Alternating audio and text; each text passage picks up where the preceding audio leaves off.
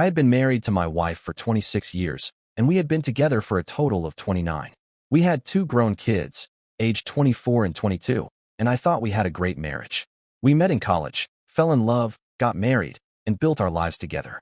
We communicated well, supported each other's careers, and shared a fulfilling love life, even if it wasn't as frequent as when we were younger.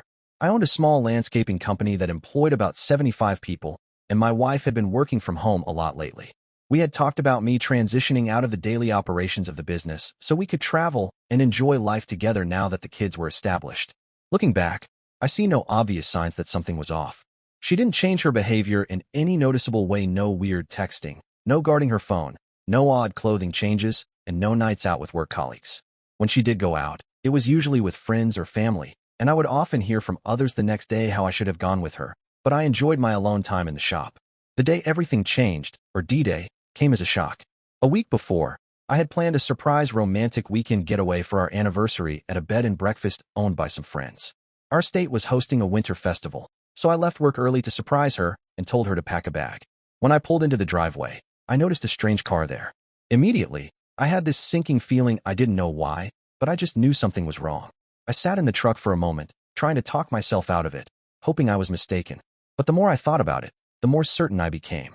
I wasn't sure what to do: leave and confront her later, or just pretend I hadn't seen anything. My hands were shaking uncontrollably, but I forced myself to stay calm.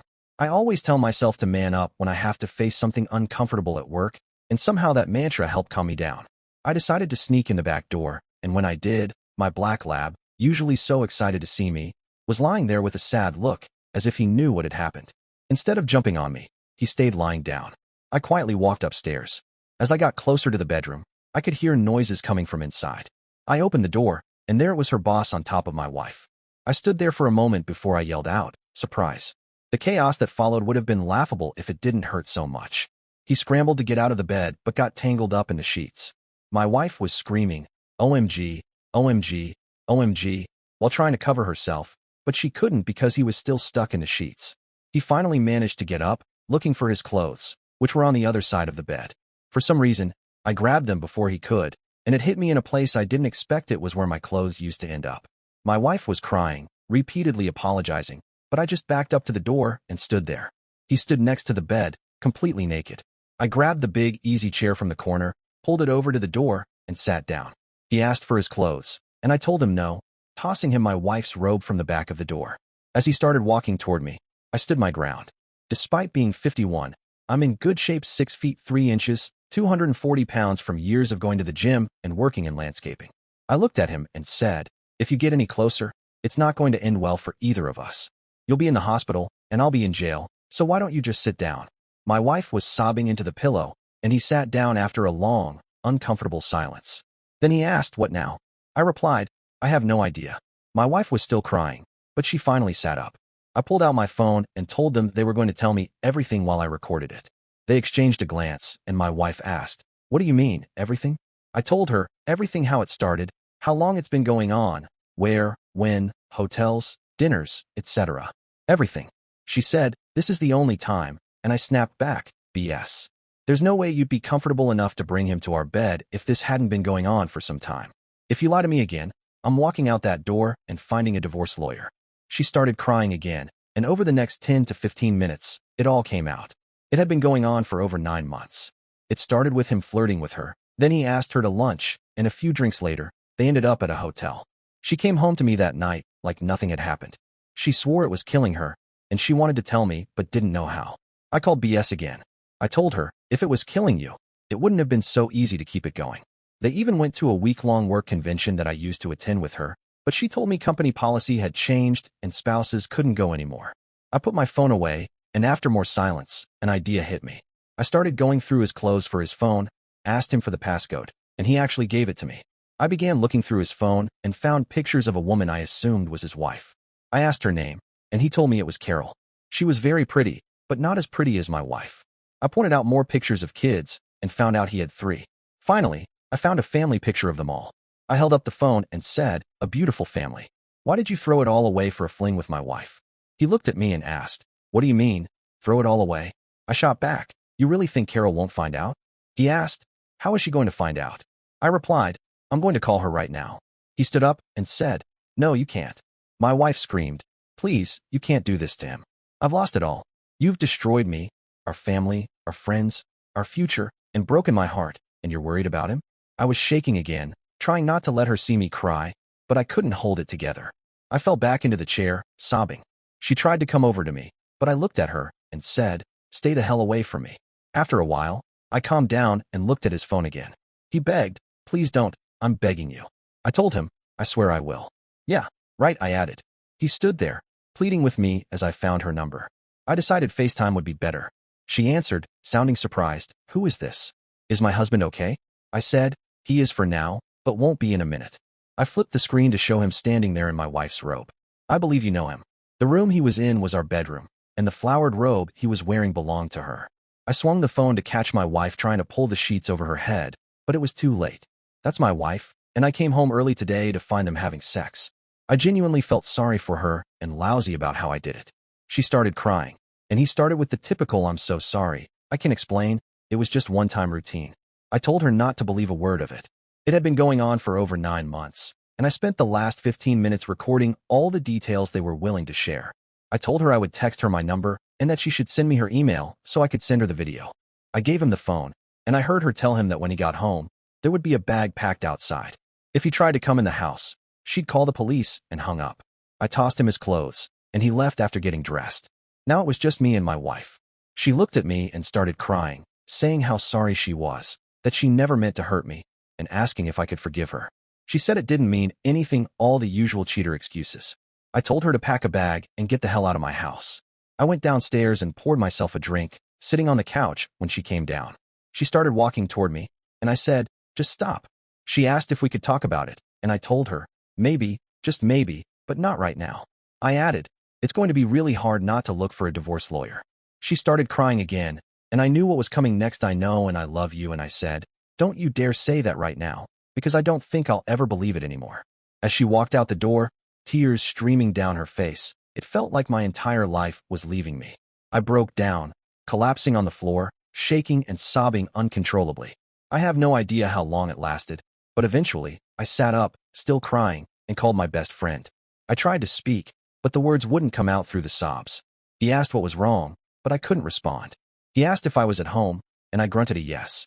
He said he'd be there in 30 minutes. When he arrived, I was still crying. I handed him my phone with the video playing, and he started watching it. I couldn't bear to hear it, so I went to get us both a drink. He came into the kitchen, took the drinks from me, and dumped them, telling me, "This isn't going to help." He insisted I couldn't stay alone that night, so he told me to go upstairs and pack a bag. I came back downstairs, and he had my lab on a leash, ready to go to his place. That was 10 days ago, and I still feel like absolute. I know this was a long post, but thank you for reading. I'll try to update again later. I want to express how much I appreciate all the advice and support I've received from this community. I owe each and every one of you a debt of gratitude I can never repay. All I can say is thank you, and I'll try to reply to all the comments. Your support and encouragement have been incredibly helpful. Many of you mentioned that the way I handled the confrontation shows strength, but right now, I feel anything but strong. I'm just going through the motions. The advice has been outstanding, and it's helping me move forward. The reason I originally posted and reached out for help was because I needed it. I've received plenty of advice, and I appreciate it. The reason my first post was removed was because it had too much storytelling and didn't ask for support, but I'll try to keep this shorter. I still believe the details matter. If you didn't see the original post, I've been told it made its way to YouTube, so I guess you can search it by title. I'm starting to realize that there's no coming back from this, and I'm 99% sure what my decision will be. Still, I can't shake the thought of throwing away 29 years of our lives together.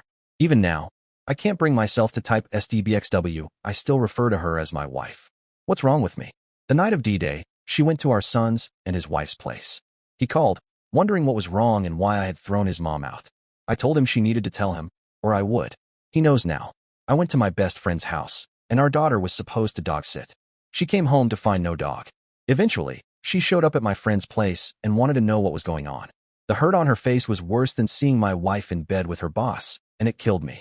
She left with the dog to the house, and her fiancé came over. On Saturday morning, I told my best friend that I was going to spend a few days at the cabin, and he agreed to take me there. I packed up, grabbed the dog, and spent the weekend there, walking in the woods and splitting firewood. It was a good workout and a form of therapy. On Saturday, my son drove me home on Monday. On Monday, I began making phone calls, bank, credit cards, and to the lawyer I use for the company. He recommended someone, so I called and arranged to meet with her on Thursday. I played her the recording, and she was extremely confident. I hired her and asked about letting my wife and boss's HR department know. She suggested holding off for now. I was home, sleeping on the couch, unable to bring myself to go into the bedroom, except for getting clothes. On Friday, my son called to tell me that my wife couldn't stay with them anymore. It was becoming too difficult for him and his wife. He asked if there was any way my wife could come home. I hadn't spoken to her since D-Day, but I gave in and said okay. She came back on Saturday, and I went back to the cabin. It was cold as hell, but I managed to get through it. On Monday, I went straight to the office. The people there love my dog, and he gets spoiled. Finally, I went home Monday night. When I saw my wife, all I could see was the scene from D-Day when I opened the bedroom door. I don't think I'll ever get past that. We didn't speak. I changed and went to my office in the basement to try to stay busy. Later, I watched TV in the basement. She came downstairs and asked if we could talk about this, but I told her not yet, I wasn't ready. I asked her to leave me alone while she was here. I fell asleep in the recliner and got up early, heading to the gym, showering there, and then going to work. I'd go home late, and that became my routine for the rest of the week. On Friday, my HR manager asked how I was doing. I told her what had happened, and she suggested I needed to stop sleeping in chairs and on the couch and buy a new bed. I thought it was a great idea, so I took the money left in our joint account, her half, and went to buy a new bed. When the bed was delivered, I felt a strange sadness. I went to the office and waited for the call telling me they'd be there in 30 minutes. I stopped to pick up a couple of subs for the delivery guys, then waited down the block. When they pulled up, I met them outside, gave them each $25, and asked them to do me a favor. I requested they not load up the old mattress and come back later to pick it up, leaning it up against a tree near the street. They looked confused, but I told them to give me 5 minutes, and they'd understand. I had considered burning the old mattress in the driveway, but I didn't want to deal with the mess. I went upstairs to remove the bedding, and as I was doing it, something came to mind that I had to do. I grabbed a can of blaze orange spray paint that we use for marking properties and sprayed "Wife cheated on me" in our bed in big letters. The guys came back inside, and my wife asked what was going on. I told her I couldn't sleep in that bed anymore, and that she bought me a new one. She acted mad, but went back downstairs. The new bed was set up, and the delivery guys left. I asked them to leave the old mattress in the yard, and they did. Some time passed, and she told me the delivery guys left the mattress in the yard, and they were coming back to get it. I tried not to laugh, still not sure she knew, but the entire neighborhood definitely did.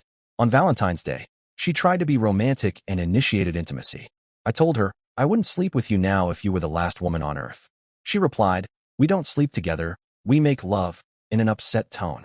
I responded, "We haven't made love since you started sleeping with your boss." She looked shocked. Did she think I'd forget? I'm just at a loss for understanding what's going through her mind. I decide now's as good a time as any to talk, so I ask her to sit down in the living room. I ask her what she wants to do. Are we going to try to fix this, or should we just get divorced and move on? I don't even know why I offered that. Maybe I'm just stuck on throwing away 29 years together. Please talk me out of this. She says she's willing to do anything I ask to fix this and begs for my forgiveness. I tell her she needs to come clean to everyone in our family, starting with her parents and my mom. My dad's been gone for 3 years. The kids don't know the details, and they're coming over tonight. I'll update later on how that goes. That's where I'm at now, still numb from everything and really fighting the urge to go kick her boss's butt. After spending that night at my friend's house, my wife went to our son and his wife's place. Both kids know about the affair, but not the details, which was a sad morning. I drove to the cabin with the dog and stayed until Monday. On Monday, I went straight to the office and started making phone calls, bank, credit cards, etc. I called the lawyer I use for my company, and he recommended a divorce attorney. I met with her on Thursday, and she said all the right things, so I hired her. I spoke to my HR manager and told her everything. She's a close professional friend. She recommended someone for individual counseling, and I've had 2 sessions with her. It's helping. On Friday, the week after D-Day, my son called and said it was awkward having mom in their small apartment. He asked if there was any way she could come home, and I gave in. She came back, but I left for the cabin to show just how much I didn't want to be around her. It was below zero that whole weekend, with night lows in the -20 to -25 range. On Monday, I went straight to the office. People there love my lab, and he gets spoiled. I stayed late, went home, and couldn't even look at her. I went to the basement to watch TV, and she came down, asking if we could talk about this. I told her I wasn't ready and to leave me alone while she was here. On Friday, my HR manager asked how I was doing. I told her I'd been sleeping on the couch or in the recliner in the basement. She suggested I buy a new bed. I thought it was a great idea, so I went and picked one out. The delivery was sad. I considered burning the old mattress, like some suggested, but didn't want to deal with the cleanup. I went to work and waited for the call telling me the truck would be there in 30 minutes. I picked up 2 subs for the delivery guys and waited for them. I gave them each $25 and asked if they could do me a favor, leave the old mattress against a tree by the street and come back for it at the end of the day. They look confused, but I tell them to give me 5 minutes before they come to get the mattress. I go inside and remove the bedding, and something clicks. I have to ask about this.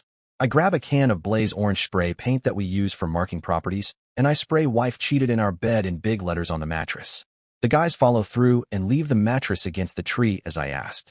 Later, my wife says they forgot to take the old mattress away, and I tell her they're coming back for it. I don't think she knows what I did. On Valentine's Day, she tries to be romantic, makes a nice dinner, but I don't eat. She tries to initiate intimacy, and I tell her I wouldn't have sex with her if she were the last woman on earth. She replies, "We don't have sex, we make love." I respond, "We haven't made love since you decided to sleep with your boss." I can't really describe the look on her face. She goes to the kitchen, trying not to cry. I figure now's as good a time as any to talk, so I tell her to come into the living room and sit down. I ask her what she wants to do. I know it's a stupid move, but I ask if we should divorce and move on, or try to fix this. She says she's willing to do anything to fix it, to make it up to me. I'm not sure how she can make it up to me, but I tell her she needs to come clean to the rest of the family before we can try to fix anything. She agrees. That night, my mom, her parents, her sister, and Bill come over. We all sit in the living room, and I try to stay as far away from her as possible. They start asking what's wrong, saying, "We love you, it will all be okay," as if someone is really sick. I look at her and say, "This story isn't going to tell itself." Her dad looks at me, and I swear his eyes are saying, "Oh no," like he knows what's coming. I have to give her credit. She cries her way through it and spills the truth, including me walking in on them in our bed. After a long, uncomfortable silence, she says, "Somebody say something." I reply, "What are they supposed to say? That you're a horrible person? That you hurt me worse than you know? You ripped my heart out. You've thrown away 29 years, ruined our family, and let's not even get into what you two have done to his family. Was the sex really that good that it was worth all that?" I just keep going. All the anger, hatred, and betrayal I've been holding inside come pouring out. I didn't even know I could be that cruel. Her mom finally says, "That's enough." She tells me no, she deserves all of it, and runs upstairs crying. Her mom gets up to go after her, but her dad says, "No, leave her alone. She needs to suffer for a while before this can get any better." We talk for a while. They offer their support and tell me, "If you need anything, just ask." I tell them I've been in individual counseling, and I think I'll be okay, but I appreciate their offer. I tell them that despite everything, I still love her, and that she's going to need them more than I do. I go to bed and sleep better than I have since D-Day. The next morning, before I leave, I go into the guest room and can tell she didn't sleep at all. She's been crying all night. I really think that for the first time since D-Day, the full weight of what's happening has hit her, telling her family, and me going off on her like I did.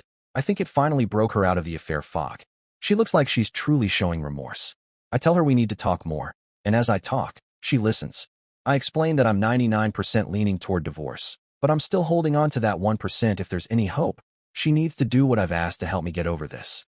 She says she'll do anything. Just please don't make any decisions yet. I remind her of a story I told her when my dad died when I was 17.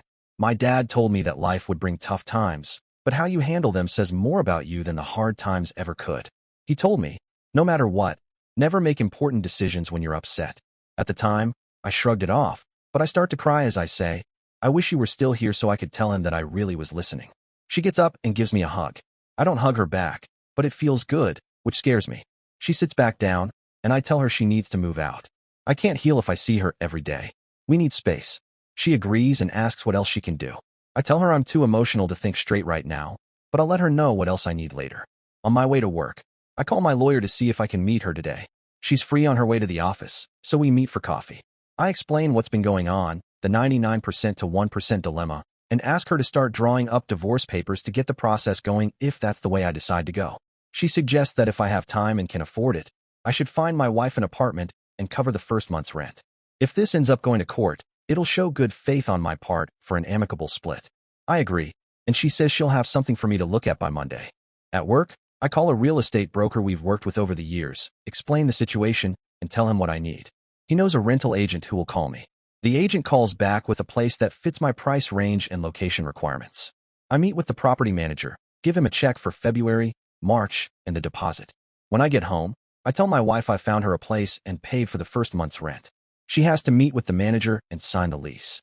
It's only a 6-month lease, which I guess is a plus. She says she's surprised I moved so quickly, and I tell her that I needed her not to come back to the house from our sons while she's gone. I then call movers, and luckily, it's the middle of the month, so they can come on Saturday when she gets home. I tell her I've arranged for movers and ask why she hasn't inquired about anything financial. She looks confused, so I tell her I've canceled our credit cards, withdrawn my half from our joint account, and canceled my debit card. She seems angry but says she doesn't blame me. It turns out she hasn't needed to spend anything. She's been spending all her time between our sons and the house, not going anywhere or needing anything. I also find out she called her employer to request a leave of absence, citing personal issues. They allowed her to take her paid vacation before starting the leave of absence. On Friday, I tell her she can take whatever she needs for the new place. Just leave me something, and not to touch anything from the basement or any of my family heirlooms, including my new bed. I also tell her I'm willing to try marriage counseling and that she should find 3 different therapists. I'll pick the one I think will be the best for us. I leave early Saturday morning, and when I come home, the house is half empty, including the TV. That's fine. I wanted a bigger one anyway. My friend still has my liquor, so I stop by to pick up my favorite bourbon and enjoy sipping on a glass while typing this. Sorry for the long post, but thanks for reading. Tomorrow, I'm going to the gym, going to make my favorite chili, and buy a new TV. I'm sure I'll have more to update in the future. Today marks 4 weeks since D-Day, and it feels like a good time for an update. Thanks to everyone for your comments, support, advice, and perspective. Sunday night, I got a call from my younger sister. Honestly, I don't know why I hadn't told her yet, but our mom called her and told her to call me. She invited me to visit before I get busy in the spring, as she and her husband live in SC. I might do that.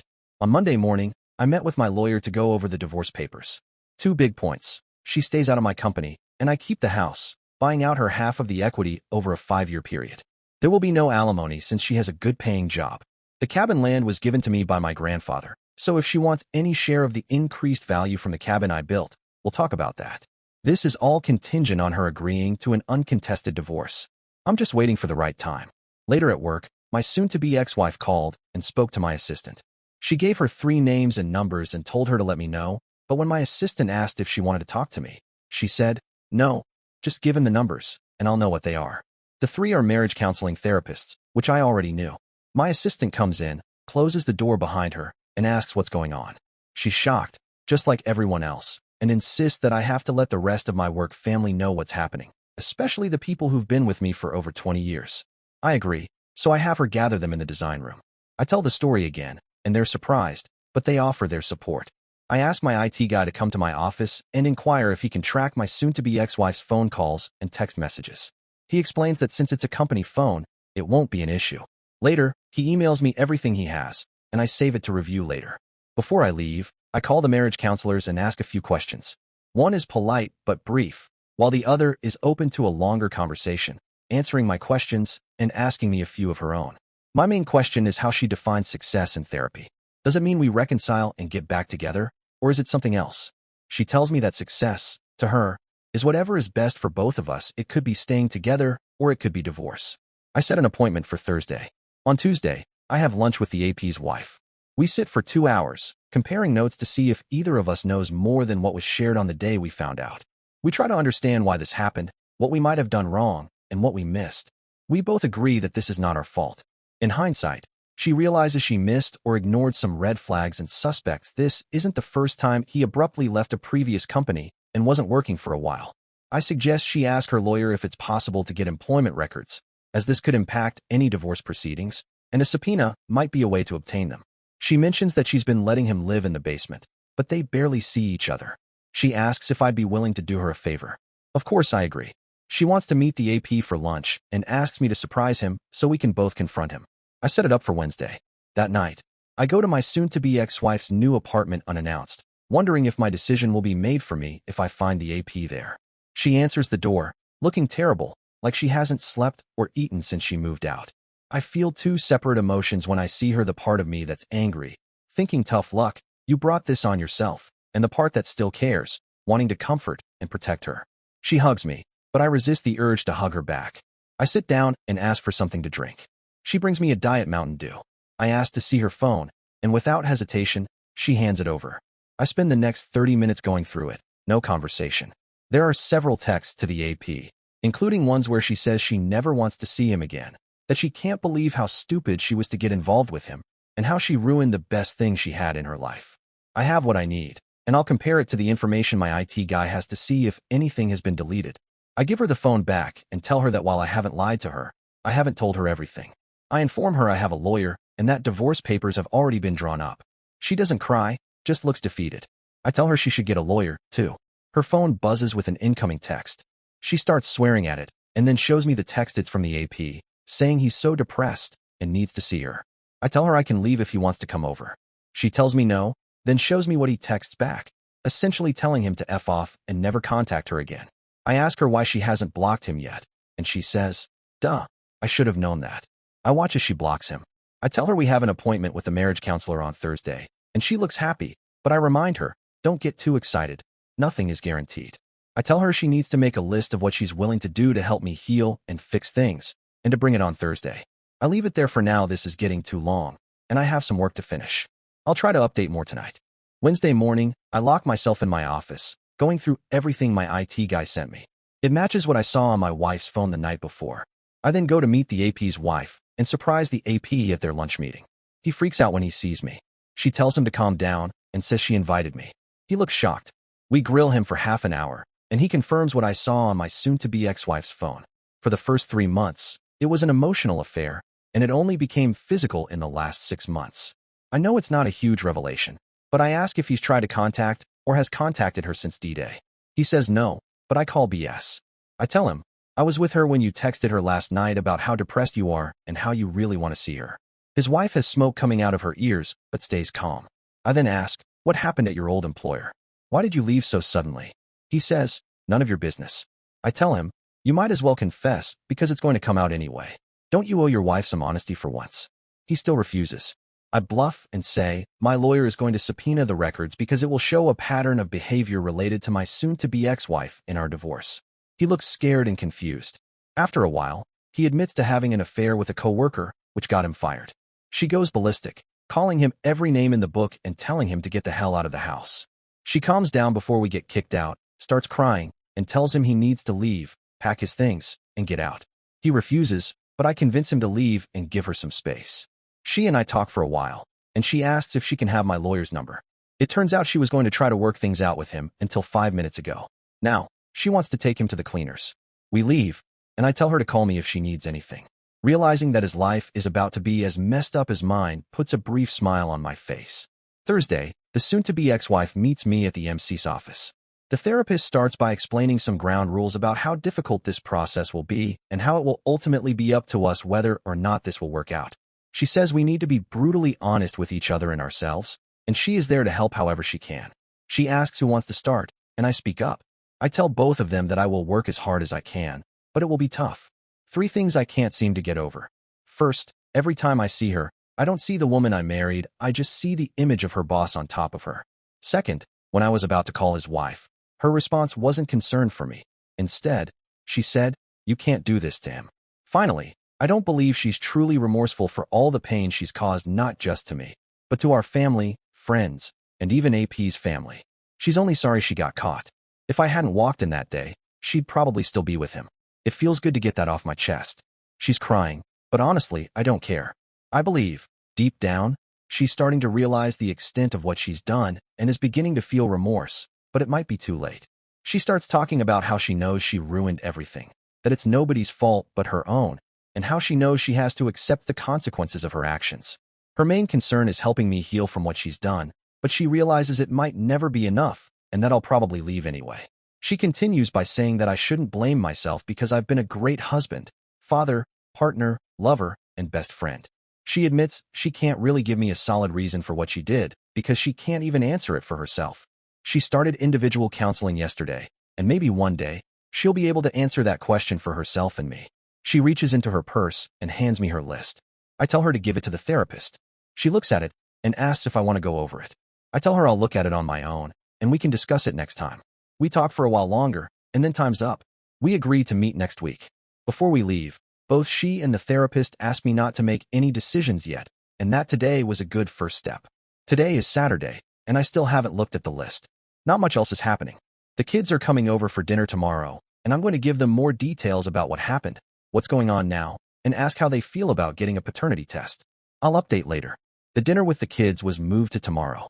I decided to call my soon-to-be ex-wife to tell her I needed to talk to her. This afternoon, I bought a new phone at the suggestion of people here to try something sneaky. She showed up with takeout from my favorite Chinese place. I told her to come in, but that I wasn't going to sit down and have dinner with her. Before she came over, I typed a text, pretending to be AP, saying, "Wife threw me out. I'm really depressed and need to see you. Please don't hate me.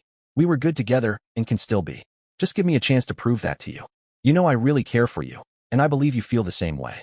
Please, I need to see you." I was just waiting for the right moment to send it. We sat at the kitchen table, and I started telling her about the meeting with the other betrayed spouse, OBS, and the meeting the next day with AP and OBS about him lying about contacting her. But I hold off on telling her why he lost his last job. I tell her about OBS being furious and throwing him out. I also express my concern that AP might do something harmful to her, like stalking her. She needs to be careful. Her response was, "F him, he deserves everything he gets." My reply was, "Look at me." I stared right at her and said, "So do you, because you did F him." There was no reply, just a dejected look.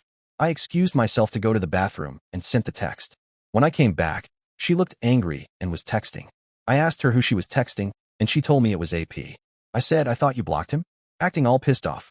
She said she did, but she has a new number, and showed me the message along with her response, telling him to leave her alone and that she never wanted to hear from him again. My phone vibrated in my pocket, so I asked her about the list, wondering if there was anything she wanted to add. She said she should meet OBS and apologize to her, which I'll work on. I told her I needed 2 more lists by the next MC. The first list should be a timeline of the affair, including everything from the flirting to the first time they had sex, to D-Day. She agreed. I told her I needed to let the dog out, and that I'd be right back. I went outside with the dog and sent her another text from AP, pleading for her to reconsider, saying he'd make it up to her, and that they were meant to be together. I laid it on thick. When I came back in, she was texting again and told me it was AP. She let me read the text and her reply, which threatened to go to the police if he didn't stop. She then asked if I could keep her on my company plan and if she could get a new phone or just a new number. I told her to leave her phone, and I'd take it tomorrow and drop off a new one. She asked about the second list, and I told her I wanted all the details about everything they did sexually. She looked shocked, and I told her to put the details in separate sealed envelopes. I wouldn't open them until I felt she wasn't doing enough or was lying to me. With that, I was done and told her she needed to go. She responded, and I enjoyed Chinese food alone. The kids came over for dinner last night, and we talked for a long time. I'll share more on that later. I didn't sleep well on Sunday night after the fake text stunt. It's not who I want to become. I went to SDBXW's apartment to drop off the new phone. I asked if I could come in, as I had something to tell her. The look on her face made me think she thought I had filed for divorce. I told her I had her new phone, but that she really didn't need it. She asked, "What do you mean?" I told her that I was the one texting her last night, not AP. I paused for a moment and then apologized for lying to her. She looked depressed and sat down. I told her that I was still holding on to the 1% life raft, but I couldn't be dishonest if this was going to work. She wiped away a few tears. It wasn't the reaction I expected. I thought she'd be pissed. Then she said, "This is what I've done." She looked at me and said, "You are the most honest, truthful person I've ever known, and I brought you to this because of my selfishness. I took advantage of your good nature, your faith, and trust in me, and betrayed and hurt you in the worst way possible. I've never been one to buy into the whole triggers concept. I always thought that was something for the snowflakes. But I've changed my mind." There was something about her last statement and the way she said it that hit me deeply, and it caused me to start crying, something I swore I'd never do in front of her. Before I knew it, I was sobbing uncontrollably. Between sobs, I managed to ask, "How could you do this? Do you have any idea how much you've hurt me? What you've done to our children?" There's a hole in my chest where my heart used to be. She cried too and sat beside me, wrapping her arms around me. After we both stopped, I got up and asked if she still wanted the new phone.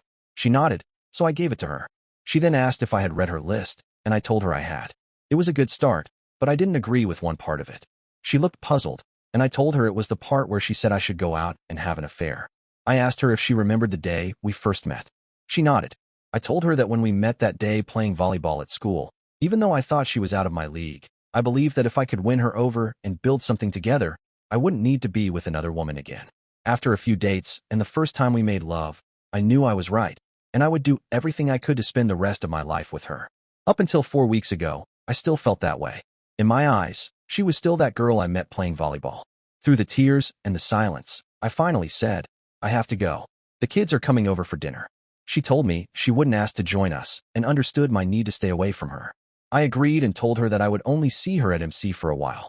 I mentioned that I was going to talk to the kids about the paternity test, and she said she didn't blame me and had no right to ask me to believe her. But she said this was the only time she had stepped outside of our marriage. As I was leaving, she asked me to wait because she had something else to tell me. She said she had emailed HR at her company and resigned. She knew that in order for me to heal, she couldn't see her boss again. She wanted to report him to HR and get him fired. I asked her not to do that, as it might affect OBS and her divorce. She agreed and then asked if there was any chance I still had feelings for her, and if I could add her to the company insurance plan since we were still married for now. I said yes. When the kids came over for dinner, I told them about the conversation Mom and I had regarding the paternity test. I reassured them that it didn't matter to me. I would always be their dad and love them unconditionally until the day I die. My son asked if I believed her, and I told him that I did. He said he wanted to ask her himself, and I could tell he was angry at the thought of needing to ask. I sternly told him, no matter what has happened, she is still your mother. I need to work on forgiving her. I tell my daughter the same thing, and we talk about it for a while. I also fill them in on what's been going on over the past few weeks.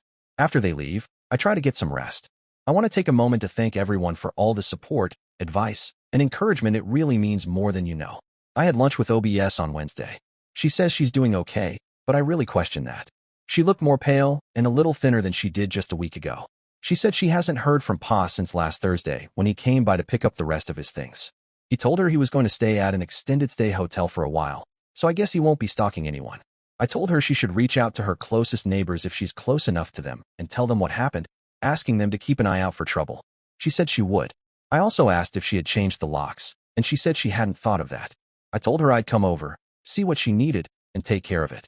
She insisted I didn't have to, but I insisted, saying we were now like brother and sister in betrayal, and besides, it would mean less time alone in my house. She's retained the same lawyer I have, and said she seemed like a shark who would take Pa to the cleaners. I told her that the lawyer's working for her, and she'll do whatever she needs. For me, she's protecting me in case divorce is the best option, and everything is ready to go if that's the route I choose. She's also letting me explore the 1% option. I stopped by her house and got the locks changed. We agreed to try to talk once a week. The second MC session was yesterday. It's hard to tell if this is helping or if it's just moving the divorce dial from 99% to 1% at all. We discussed the list that STBXW made. There were a lot of good and great things on it. She admits that because of the hurt and betrayal she's caused me and our marriage, no matter how hard she tries, it probably won't be enough. But she knows it's no one's fault but hers, and she'll have to accept the consequences. However, until the papers are signed, she's going to try with everything she has to help me heal and get us back together. If it doesn't work, she'll try to help me move on and get past this, however that may look. She knows that because of her selfish behavior, things will never be the same, but hopefully, we can build something new together. The therapist asks if she's going to IC, and she says she went last Friday, Monday, and Wednesday, with another appointment on Friday. She plans to continue 3 days a week for a while since she's not working. Here's the follow-up. I ask her if she's going to be okay financially since she's not working. I probably shouldn't care, but I do, and I can't get past it. She says she has her half of our account, a small severance package from her company, and she'll take from her 401k if she's not working in 4 to 5 months. She's also considering starting her own small IT consulting firm specializing in small startups. We had discussed her doing this before D-Day. The therapist brings us back to the list and asks about the hall pass idea. I tell her I'm not interested. She asks why, and I explain that this is really the first self-serving thing SDBXW has done since her come to Jesus moment with her family. It's not really about me going out and sleeping with random women. It's about her trying to relieve some of the guilt she feels for the hurt and betrayal she has caused, especially to me. They both agree with me. I tell them that, despite not living together, I still take our marriage vows seriously and will continue to do so until we're divorced. The therapist immediately picks up on my phrasing. Until you are divorced, does that mean you've already made up your mind? I tell her that from the start, I said this was going to be hard to come back from, but I'm still clinging to the 1% chance. However, if any more self-serving things like the hall pass keep happening, that life raft is going to start sinking. We talk about this for a while, and then we're done. The weather is supposed to be warmer tomorrow, so I've got guys coming into the shop to go over equipment for spring work. It will feel good to get started on some upcoming projects. The fact that all of this happened in the middle of winter, the cold, long nights, and not much work hasn't helped. Had it been spring or summer, I could have buried myself in 16-hour workdays to keep distracted. Thanks to everyone for the continued support. I also want to thank everyone who has reached out with advice, support, and encouragement. It really means a lot. Hearing other stories has been helpful too. This isn't an update on May or STBXW, though. This is about POS, formerly known as the AP. I know I've mentioned that OBS hired the same lawyer I have. I asked her about this, and she said there was no conflict of interest, and she was happy to help OBS since she hired my lawyer. My lawyer had her investigator do a deep dive into POS for things to use in the divorce. OBS called me and shared what he found. Let's just say POS is even more of a pause than anyone knew. Think Jeff Goldblum in Jurassic Park when he sees the dinosaur droppings. First, it didn't take him long to move on from STBXW and start something new with someone else at work. The investigator found social media posts and texts between them and was able to catch them at his hotel after work. My lawyer is going to talk to the woman to get a sense of whether she's truly a victim in all this. Second, after some digging, the investigator found out that POS had affairs with 3 women at his previous job, not just the one that got him fired. The investigator tracked them down, and both women told the same story. When they tried to pull back from the affair, he used his position to create fake negative reviews and job performance issues, including attendance problems, enough to get them fired. Both of these women were married and terrified of their husbands finding out, so they stayed silent about everything. It was the third affair that cost him his job. Her husband found out and told his wife she needed to leave her job. They both went to HR with evidence of the affair, and he was fired. They're still in limbo about whether their marriage can be saved. The third affair is the real killer, though. Affair number 2 resulted in her getting pregnant, even though her husband had a vasectomy years ago, so she was in major trouble. They divorced, and her life is in shambles. Her ex-husband now has custody of their 2 children, and she's left raising a child on her own. He has been secretly paying her child support from a separate account that OBS knew nothing about, but he wants nothing to do with either of them. He's currently 3 months behind on support. My lawyer has agreed to represent all 3 women and file a lawsuit for sexual harassment against his former company. She asked if I would be willing to talk to STBXW about this to see if there was any job-related pressure during their affair and whether we could take action against her former employer. She said she would understand if I didn't want to, as my first responsibility in this matter is to me. I told her no, I wasn't going to give STBXW an easy out for the affair. So that's it. I have a hard time imagining anyone being a bigger mess than he is. If there's any karma in the world, he deserves to get hit by a truck while crossing the street. OBS has been advised by her lawyer that whether he has a job or not shouldn't affect any support she's owed from POS. So she's going to go ahead and inform HR at his current job. I asked if I could still be involved in that process, and we're working out the details. The next few weeks should be interesting. A lot of people have been asking how my kids are doing, so here's an update. They're both doing okay. They came over for dinner with their partners on Saturday, and I grilled steaks delicious. My son has been in contact with his mom and even went to visit her at her new apartment. I wouldn't say he's forgiven her, but he's starting to accept things and move on. My daughter still hasn't spoken to her mom since D-Day. While she no longer has the outward anger she had before, she still doesn't want to talk to WS.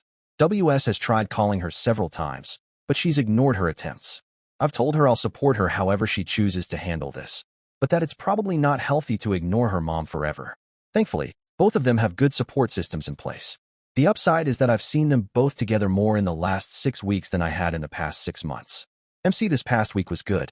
I questioned the purpose of going weekly since we aren't living together and aren't dealing with the daily emotions of seeing each other. It doesn't really feel like marriage counseling if we're not interacting that way. We all agree to give it a few more weeks and reassess. The topic of POS and his history came up during the session, and the therapist asked WS how she was processing all this new information. WS said it doesn't matter, it doesn't change anything. She alone is responsible for all of this. She's an intelligent, educated, strong woman, or at least she used to think so. The series of choices and bad decisions she made to get us here today is nobody's fault but hers, and she has to accept the consequences. We talk about this for a while before we're done. The therapist asks how I feel about everything and whether WS's reaction and remorse are starting to shift the 99 to 1% in her favor. I tell them that while we've addressed 2 of the 3 things I said from the start would make this difficult, I still can't get past what I walked in on so many nights. It still plays in my head, and I can't sleep. When I'm not distracted by work, the gym, or talking with the kids, that image just haunts me. Until I can get through that part, not much is going to change. She asks if I've talked to IC about it. I laugh and tell her that's pretty much all we talk about. I still talk to OBS daily. I tell her that WS wants to meet with IC and apologize to her. The therapist agrees, and we set up a meeting for next week. OBS then tells me about her meeting with the lawyer. PAS's new AP contacted her at work and asked to meet at a coffee shop in the lobby of AP's building. The AP introduces herself, says who she represents, and explains why. She goes through PAS's history at his last job and then brings up my WS. The AP asks the lawyer how she can represent PAS, who was cheated on, and me, who cheated on my WS. Isn't that a double standard? The lawyer replies that she needs to get her facts straight. PAS was cheating with WS, and she, PAS's newest AP, is just the next in line. I guess she didn't take that information too well. The lawyer then gets details about their affair. The AP is married. They've only slept together once, but he's been after her for a while. The AP tells the lawyer she's going to tell PAS it's over as soon as she gets back to the office. The lawyer tells her to contact her if PAS pressures her with her job to continue sleeping with him. She adds that how she handles her husband is her business, but soon all of this is going to come out to HR, and there will likely be fallout. When OBS tells me about PAS lying about me and the reason WS left, I completely lose it. I have to hang up the phone, and I start pacing around the house, swearing and screaming, even scaring my dog. I know the people where WS used to work. She had been there for 18 years, and I had been to many company outings with her, some with kids the same age as mine. We were involved in school events, little league, etc. When I finally calm down, I call OBS back and tell her to call PAS and tell him she needs to talk to him. She asks why, and I tell her I'm going with her, and I'll pick her up. She chuckles and says, okay. When we get to his hotel, she knocks on the door and tells him she's here. I'm fuming and can't wait for him to open it. When he cracks the door, I burst through it like a cop on a TV show. The door hits him in the face, and he falls back onto the floor. I don't think OBS expected it, because she's telling me to calm down as I drag him into the room. I called him every name in the book, picked him up off the floor, and pinned him against the wall, telling him that this time he'd be going to the hospital, and I didn't care if I went to jail. I was furious, asking him how the hell he could get away with telling people I cheated on my wife. OBS was pulling at my waist, telling me to stop and that he wasn't worth it, but I couldn't hold back. As I was still screaming at him, I looked down and realized that I had literally scared the piss out of him. He had peed his pants. I couldn't help myself and started laughing, telling him, "You pissed your pants." OBS asked him if he was okay, which surprised me, so I stopped laughing. She got closer to him and asked again if he was all right. He said he was, but as she got closer, she suddenly wound up and kicked him right in the balls. I didn't see that coming. She must have hit him hard because he doubled over in pain. Then, she started calling him names. After a few seconds, she pushed his head down and kneed him hard in the face right in the nose. I think she broke his nose because it started bleeding right away. She turned, grabbed my hand, and said, "Let's go." As we walked to my truck, I told her, "I can't believe you just did that." She replied that she'd taken a women's self-defense class a few years ago and had been wanting to do that since D-Day. I suggested we stop and have a drink or two to celebrate what she just did. We stopped at a place I knew, had a few drinks, and talked about PAS. I dropped her off at home and drove home, smiling from ear to ear, wondering what BS he'd come up with at work on Monday. Quick update. My house is a mess, and I'm going to be living in the basement for a while. Right after the first of the year, WS and I took out a home equity loan, and I had a contractor I know draw up a couple of remodeling plans for the kitchen, living room, and dining room into a larger great room, plus redoing the master bath. We couldn't decide on which plan to go with, so I finally said, "Hell with it, I'm picking one, and let's get going." Before anyone asks, I checked with my lawyer, and since WS signed the loan and it was disclosed in the 3 appraisals I had done to decide equity in the house for splitting it, I could go ahead. The kids came over last night for a chat, and we had good pizza for dinner. I told them about PAS's history, about how OBS and I are trying to help each other, about PAS lying about me, and about what happened when we confronted him. They were surprised because I've always tried not to show real anger in front of them, but they didn't blame me. They couldn't stop laughing at him peeing his pants. We then moved on to their relationship with their mom going forward. We talked about WS coming clean to the family, me going off on her, and explained that there's a lot going on with me and, I'm assuming, WS in IC and both of us in MC that they don't know about since coming clean. WS has been acting differently and has shown genuine remorse, realizing how much she has hurt everyone. We talked a lot, and the kids had questions that I answered. They asked about how I'm coping and what WS is doing to help me heal. I suggested that they both consider seeing an IC to help them, but our son declined, saying, "Say I am his IC." Our daughter agreed to come to my next IC session to meet her and decide after that. I also suggested that the four of us sit down together, WS, the kids, and I, and have a conversation. I explained that getting things off my chest with WS had helped and continues to help me, and maybe they needed to do the same. They both thought that was a good idea, as long as I was there with them. I'll let you know how that goes. Finally, WS met with OBS this morning for coffee, and I was there just in case. WS spoke first, saying how truly sorry she was for all the pain she caused OBS. She acknowledged that OBS hated her and didn't blame her for it. She said she hated herself right now and never wears makeup anymore because she can't look at herself in the mirror. Despite how much of a POS Poss is, WS admitted she was responsible for her actions. OBS wanted to hear WS's side of the story to understand how much Poss had lied to her. I had heard most of it before, but then WS shocked me when she revealed that she had tried to end it 3 times, but each time Poss would threaten her job. The last time, he told her he would go to HR and accuse her of offering sex for a promotion. He also insisted on going to the convention with her and even came to our house, claiming he was tired of paying for the hotel while his wife was always home. WS said none of that really mattered, and she should have had the courage to end it, despite his threats, and gone to HR no matter the consequences. My hatred for Poss grew even more. I got up, called our lawyer, and told her to get over here right now. She wondered why, so I told her where we were and that she needed to get here ASAP. When I returned to the table, OBS was talking about how she really wanted to keep hating WS but couldn't bring herself to do that. She realized that Poss is really just a con man who uses women, starting with OBS. She thought they were a great couple with a great marriage, but now she sees she was just a vessel for him to have children, cook, clean, and be the woman he'd sleep with when no one else was available. Then she told WS that Poss must have been feeding her a lot of BS for WS to throw away the life she had built with me. WS replied that she now understood why she fell for it, but that it was no excuse. She should have been strong enough to avoid this path and not hurt so many people.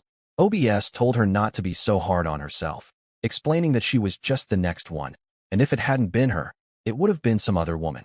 WS responded, but it was her, and because I let it happen, I've destroyed my family and hurt the people closest to me. They continue talking until the lawyer arrives. I look at WS and tell her that she needs to tell the lawyer what she mentioned earlier. I grab everyone more coffee and have to leave for work. The lawyer left 2 messages today, but I haven't had the chance to return the call yet. I'll call her tomorrow. Our MC session tomorrow should be very interesting. Finally, some good news business-related, not personal, but any sunshine is welcome right now. On Friday, I was contacted by a home builder I've been trying to land a contract with. They've chosen my company as the landscaping contractor for a subdivision where they're building high-end homes on minimum 3-4 acre lots. I can't tell you how happy that made me. On Saturday, the kids and I went to WS's place to talk. It went pretty much as expected, very emotional, with a lot of angry venting. Our daughter really let her have it, and I had to step in a few times, but each time WS stopped me and said she needed to hear everything that was on our daughter's mind, that she deserved all of it for what she put our family through. By the time our daughter was done, they were both in tears. Our son took his turn next, not as angry, probably because he'd already talked to his mom since D-Day. Our daughter, on the other hand, hasn't spoken to WS since D-Day, which was 7 weeks ago. I have to get back to work now, so I'll leave it at that for now. Okay, here it is. Poss got scorched this afternoon. I'm retelling some of what I was told by our lawyer and OBS earlier today. Shark lawyer, SL, from now on, took care of the filings at the county courthouse, and then emailed the CEO and HR majors of both the company WS worked for and his previous employer. Late in the afternoon, she showed up at WS's company with OBS and WS, along with her assistant. While SL and Sand OBS went to HR, SL's assistant went to the CEO's office to deliver hard copies of the court filings. The 3 women walked into the HR manager's office, closed the door, and sat down. HR knows WS, but SL introduced herself and OBS. SL then handed over a copy of the lawsuit, which named the company and Poss in a sexual harassment suit. The lawsuit included sworn affidavits from WS and the next AP detailing Poss's behavior and abuse of power. The HR manager gave the typical corporate response, mentioning they'd have to go to the legal department, etc. SL then asked HR if she could escort her to Poss's office to deliver a copy to him before they left. The CEO suddenly bursts into the office with papers in hand, asking, "What the hell is this about?" When he realizes who else is in the office, he mumbles, "Excuse me," and walks out. SL stands up and introduces herself, saying, "I think you know what this is about." The CEO looks at WS and asks, "Is this why you left?" SL cuts her off, telling her not to answer. SL asks again to be escorted to Pasa's office. The CEO asks her to wait outside for a moment. After a few minutes, OBS and WS leave the office and meet me in the building lobby. SL can hear the HR manager and CEO talking inside the office. A few minutes later, they come out and tell SL to follow them. They arrive at Pasa's office and go inside. The CEO tried to introduce SL but forgot her name. So she introduced herself, explained who she represented, and began by handing him divorce papers from OBS, stating that she was suing him for divorce due to infidelity. Next, she handed him papers naming him as a co-defendant in the sexual harassment lawsuit against him and the company. Then, she gave him more papers naming him as a co-defendant in another sexual harassment lawsuit involving him and his former company. Finally, she presented him with papers regarding a request to reopen the child support agreement between him and AP number 2. She explained that AP number 2 didn't have proper legal representation and any new child support claims would start from scratch, seeking to attach the claim to any severance pay from the company, including current wages, retirement benefits, and even future employment. To say he was in total disbelief would be an understatement. According to SL, all he could manage to mumble was something about what she meant by any future employment. The CEO then spoke, informing him that his employment with the company had been terminated effective immediately. He was to turn over his keys, company phone, and ID, and leave the premises immediately. Any personal items would be mailed to him. SL then asked the CEO if he would sign documents along with the HR manager to confirm that both the company and PAS had been properly served legal papers. He agreed and asked the HR manager to have security remove him from the building. SL left, leaving a card with PAS and telling him to have his lawyer contact her. She came to the lobby where I was waiting with AP number 2, WS, and OBS. A few minutes later, PAS appeared, escorted by security, walking out of the building. The four of us began clapping as he walked past, visibly dejected. I fought the urge to say anything, but AP number 2 couldn't hold back and muttered, "Karma is a bitch, and so am I." You. After a few minutes, we said our goodbyes. AP number 2 gave SL a huge hug, thanking her and saying she hadn't felt that good in years. WS said her goodbyes and headed to the elevator, explaining she was going up to her old department. I was a little confused, not sure why she was going back there. SL invited OBS and me to dinner to discuss the events of the day and fill in the gaps. At dinner, she explained to OBS what likely happened concerning the divorce filing. I asked her about the lawsuits moving forward, and she politely told me she couldn't discuss that with me since I wasn't involved in those filings. We had a nice social dinner and went our separate ways. When I got home, WS was waiting for me and asked if she could come in. Of course, I let her in, though the kitchen, living room, and dining room were all a mess due to the ongoing remodeling. She asked about the renovations, and I explained which design I chose. We briefly discussed that before heading downstairs. She said, "This will only take a minute," and began to tell me that she went up to her old department to explain to her colleagues what really happened and why she left. A few questions were asked about what happened in PAS's office, and she filled them in as best she could. She gave me a hug, said she'd see herself out, and that she'd see me at our next MC session. After she left, I went to the backyard and built a fire in the fire pit. I went inside, grabbed my newest bottle of bourbon, Angel's Envy, and a glass of ice. I sat by the fire, enjoying a few glasses of bourbon, reflecting on the past 7.5 weeks. While I'm still a long way from feeling normal, landing that big contract, Saturday's family meeting, and today's events have me feeling better than I have since before D-Day. I can't thank everyone here enough for all the advice, support, and encouragement I've received. It means more to me than I can express. Thanks again for everything. I forgot to mention that while everything was going on with PAS and his company, SL had her investigator deliver papers to PAS's previous employer. Several people have asked about my best friend, the guy who helped me after D-Day. He and his wife have been incredibly helpful, and I can't thank them enough. They've been finding excuses to stop by the house, making me dinner, dropping it off, and visiting the office for no reason at all. I talk to both of them often and keep them updated on how I'm doing. The kids are doing okay. My son is handling it better, but our daughter is struggling. Someone suggested that one reason she's having a hard time is because of her fiancé. The idea is that, like the old saying goes, to know what your girlfriend will look like at 20 years, look at her mom. Maybe the same applies here, and she's worried that her fiancé might see WS's infidelity as something she could potentially do in their relationship, which might make him second-guess marriage. I hope this isn't the case, but I understand why it's bothering her. I'll figure out how to handle it before it causes irreversible damage. I brought up the idea of a polygraph last week in MC, and WS took one last Friday. I'm satisfied with the results. That's all for now. Thanks for all the support and prayers. Quick update on POS. I heard from OBS this morning. She was supposed to have a meeting with POS and his lawyer at SL's office with SL and OBS present.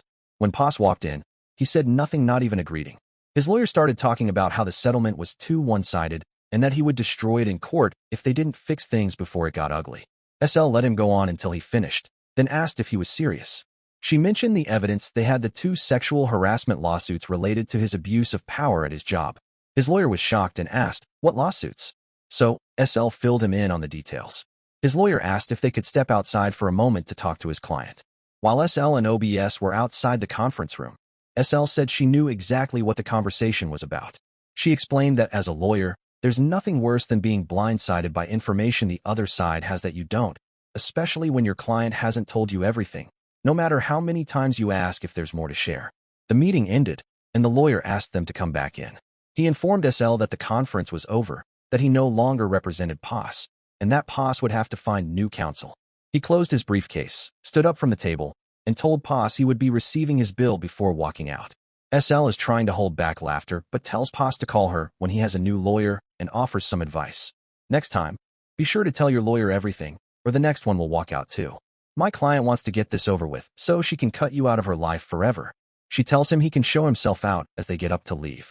She can't help but think what an idiot he is. Nothing personal, but today is RS 50th birthday. Things are progressing well for me and her.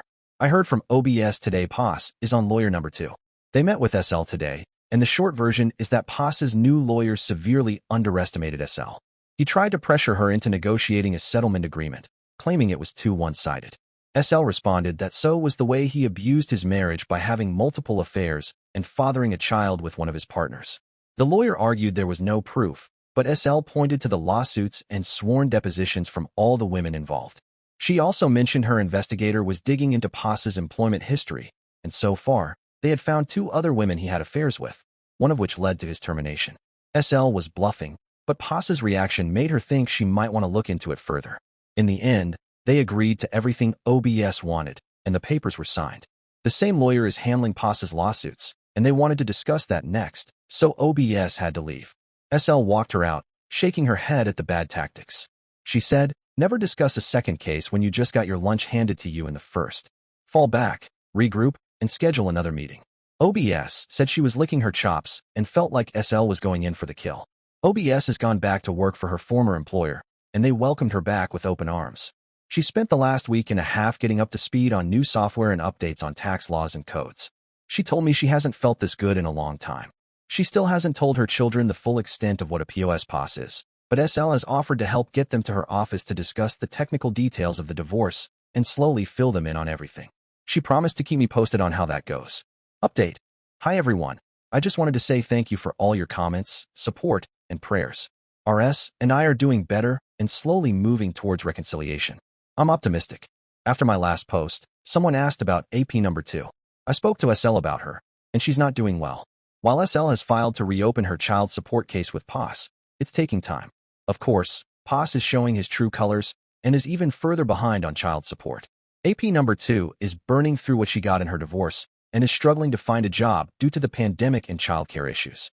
I thought I might be able to help her out, so I briefly shared her story with my year-round staff and asked if we could pass the hat. I'll match whatever they decide to contribute. I called SL to get AP number 2's address, and she said she would call her and let her know I was coming. The first time I met this woman was when POS was escorted from the building after being fired. She looked tired, and we made some small talk for a minute before she asked why I wanted to see her. I handed her the $1 and told her she could relax for a while. She told me she would pay back every penny once she was back on her feet, but I assured her that wasn't necessary. Still, she insisted. I then asked what she used to do when she was working, and she told me. I handed her an application and mentioned that if she didn't mind doing some boring office work, I could use an extra hand during my busy season. I also told her about the daycare on the other end of the complex where my shop yard is. This was Monday. On Tuesday, she dropped off the application. She starts next week, Monday. No news about POS and the lawsuits yet. OBS is happy to be back at work and seems to be moving on. No word yet on how she's handled telling her kids more details. Update. Today is Monday, and last Friday marked 12 weeks since D-Day, as good a time as any for an update. First, our kids are doing very well. Our son came around faster than our daughter. He accepted things and moved on with his relationship with his mom. It took our daughter a little longer, but she's going to individual counseling and has reconnected with her mom. She's even involving her in her wedding plans, so things are looking up. She graduates from college next month and is excited about that. OBS is doing well and seems to be moving on. She's gone back to work with her old company and is thrilled to be back. She called tonight to let me know that, along with SL, they sat down and told her 3 kids the truth about what a POS really is. I'm sure it was a huge shock for them to learn about the double life their father was living. POS's AP number 2 started working for my company today. We'll see how it works out. Carol, my assistant of 20 years, thinks she'll fit in very well and seems happy to be back at work. Finally, RS and I are slowly but steadily moving towards reconciliation. She has done everything she needs to some incredibly difficult and painful things, including a polygraph, an apology letter, and addressing every red flag and issue that stood in the way of reconciliation. At some point, seeing all the hard work she was putting in, how hard she was fighting, felt like a wake-up call for me. If she's fighting this hard, maybe I should get off my ass and get in the game. Some things are worth battling for. We're not there yet, but I'm optimistic. Thanks for all your thoughts, support, concerns, and prayers. I truly appreciate them. Update. Okay. Yes, there is justice or karma in the world. POS is either in jail now, or will be soon if he isn't already. Let me start at the beginning. As you know, AP number 2 has been working for me for a few weeks now. She's been doing great and fits right in. On Monday, she brought me a Starbucks to say thanks for giving her the job, etc. I told her she earned the job and was probably overqualified for what she's doing here. We talked for a while about how she's doing and other things. More on that later. Then she asked if it would be okay if she took a few hours off tomorrow. Tuesday, she had a hearing with SL about her child support case. I told her, of course, it was fine. Around noon on Tuesday, she said she was leaving and came back afterward, beaming. She explained what happened and why she was so happy. First, POS didn't show up.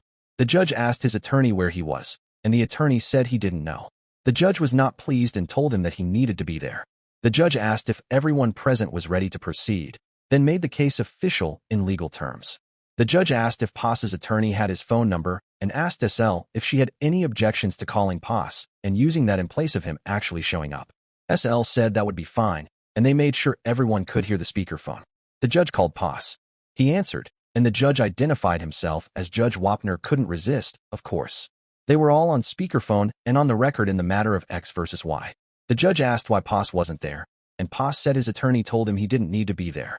The judge told him it was not a good idea to lie directly to a judge, even though this wasn't sworn testimony.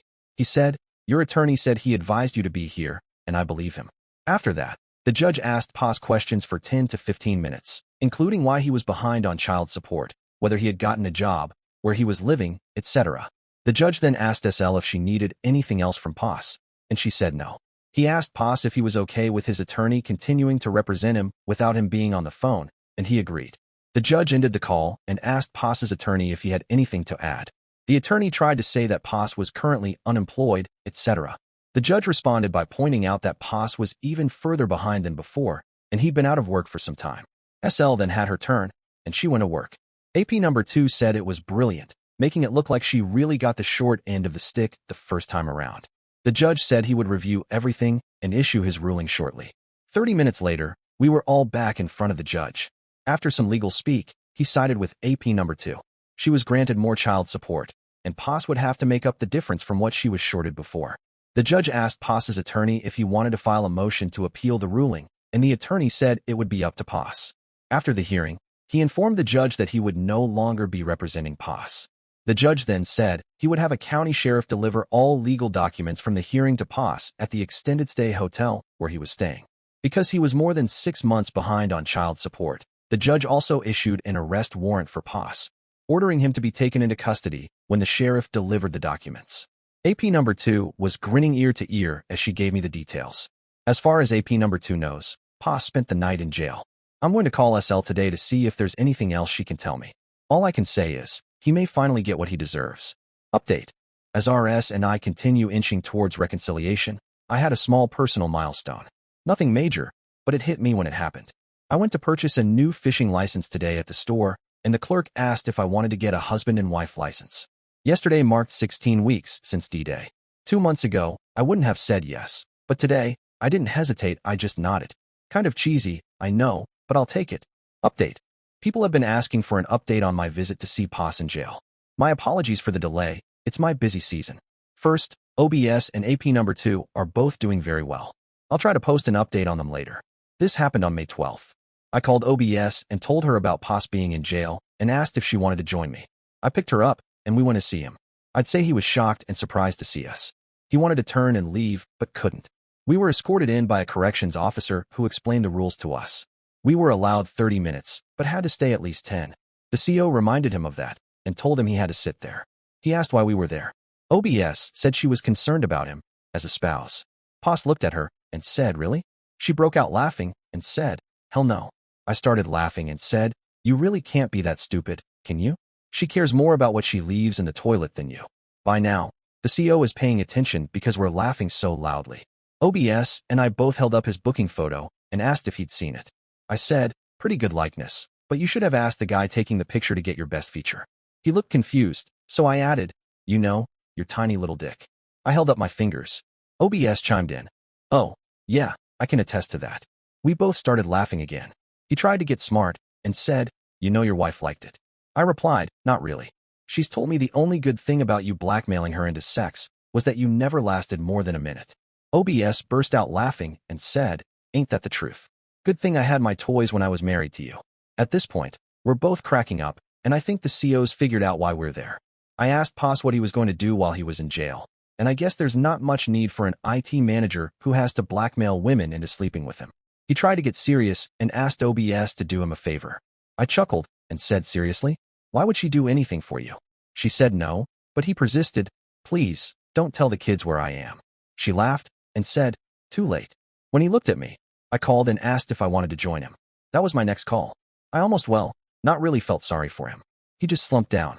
I think the reality of his kids finding out he was in jail hit him hard. He asked OBS why she would do that. Her response: "I wanted them to know that their biological father has never really been a dad, in addition to being a serial cheater. A sexual abuser, a man who blackmails women into having sex. Besides all that, we can add jailbird to his resume. You are so pathetic, you can't even be bothered to support the woman who had your child due to your cheating. If I could, I'd find every woman you've used for your own pleasure, every family member you've hurt, and have them visit you here to rub your face in it." I had nothing more to add, so we sat in silence for a minute. I could have just left it at that, but I couldn't resist piling on.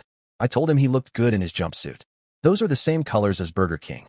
You should practice saying, 'Do you want fries with that?' If that doesn't work out, you could always have a long and prosperous career teaching typewriter maintenance at the Roco Club School for Women." That got a chuckle out of the CO. He looked at me and said, "You're no Tom Cruise."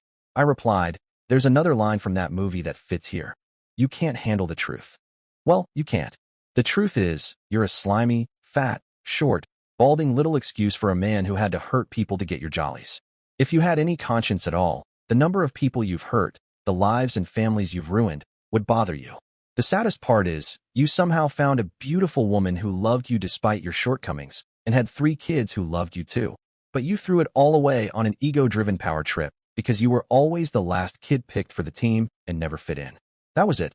I was out of ammo. OBS looked at the CO and gave a little nod. He came and took him away, then escorted us out. Not much was said on the ride home. We talked for a few minutes before she got out.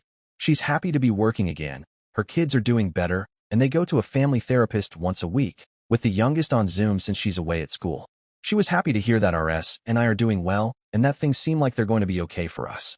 She gave me a hug and thanked me for calling her to come along. That was in the beginning of May. I'm pretty sure he's out by now. Update. 2 quick examples of why we choose to stay and fight for reconciliation. A good friend here on Reddit told me weeks ago that he hopes RS and I are still together into our 80s. A few weeks ago, I went to Great Clips for a haircut. There was an elderly gentleman sitting by himself waiting, and an elderly woman getting her hair done. While I was getting my haircut, she was finished, and he came and helped her. She had difficulty walking, so he helped her. She asked why he was there, and he told her to get her hair done. She wanted to go back and have it done, but he calmly told her it was already done. It went like that for the next 5 minutes until they left, with her saying she didn't have any money to pay, and him saying it was okay. He doted over her, his devotion to her clear. When they left, the woman cutting my hair told me they were in their mid-80s and had been married for over 60 years. He cares for her by himself in their home. Next, for a while now, the Saturday before Father's Day has been a day my company takes off as a sort of break in the middle of the busy season. I reserve a pavilion at a park and have a cookout for employees and their families. Snow season bonuses are handed out to everyone, From the guys who shovel sidewalks to the ones who drive front-end loaders. Everyone gets something. In past years, RS and I would do all the cooking and serving. Of course, earlier this year, that was in doubt. I'm glad we are at a point now where we are able to do it this year. AP number 2 was there, looking like she worked with everyone for years. She helped grill burgers for everyone. Just a couple of good stories for a change. Big day coming up on Friday. Dear listeners, please share your thoughts in the comments section below and don't forget to like, share, and subscribe.